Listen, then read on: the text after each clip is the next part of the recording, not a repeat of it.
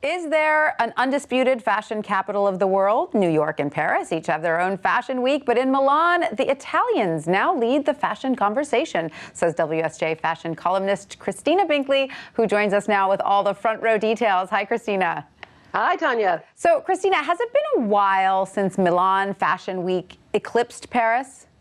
I don't recall it ever happening before, to be honest with you. It's been a surprise to me. It's been a surprise to a lot of the Italians who are really enjoying all the love coming at them right now. So what is setting Milan apart these days?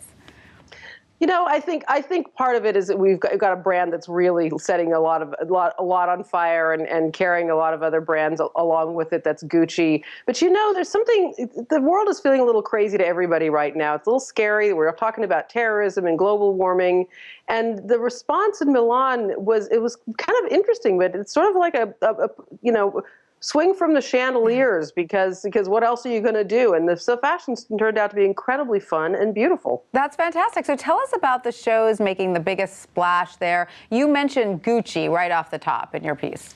Yeah, Gucci's had an incredible year. They got a new designer just a year ago exactly now, Alessandro Michele. He's been doing very strange clothing that has just captured the imaginations of a lot of people. I've called it the poet in residence look. It went a little bit poet in disco look this time, some crazy furs and things like that. But it's a look that's sort of capturing everybody's imagination and spreading out to some other brands. Prada also had a killer show this time. Things have been a little bit sleepy at Prada for the last couple of years, but this was a standout collection. And now, what about Dolce and Gabbana? You say they went for princess with a twist?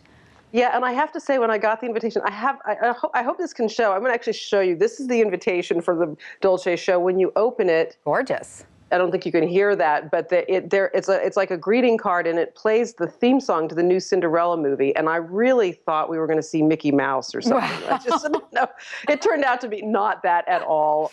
It was all about the modern princess. This princess might have a safety pin in her tiara instead of a diamond. I love that. Tough 90s princess. It was super fun. My kind of princess. All right. Now, Christina, did the angst that seems to be gripping New York designers over the time span between showing looks and selling them, did that seem to be affecting Milan at all? You know, none of the Milan houses were saying that they were going to change the timing of fashion shows, which is what we heard a lot coming out of New York and London.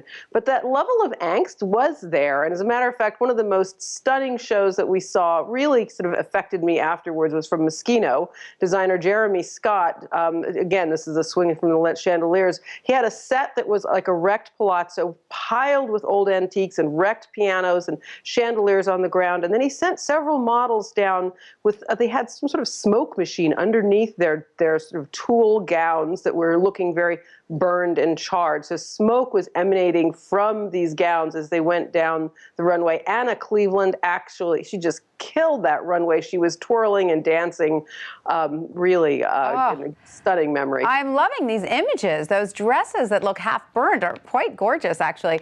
Were there any other designers that stood out for you, Christina?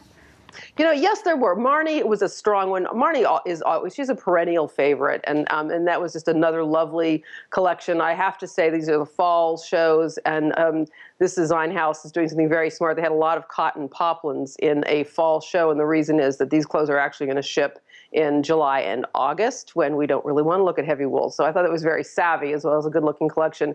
And I was blown away by Roberto Cavalli, which is designed. This is the second ready-to-wear collection from the new designer Peter Dundas. His last collection last September was an absolute dud. I was not looking forward to what we were going to see. And he actually did a stunningly beautiful collection, very long, lean silhouettes, a lot of velvet, a little kind of selvedge. It reminded me of Jethro Tull.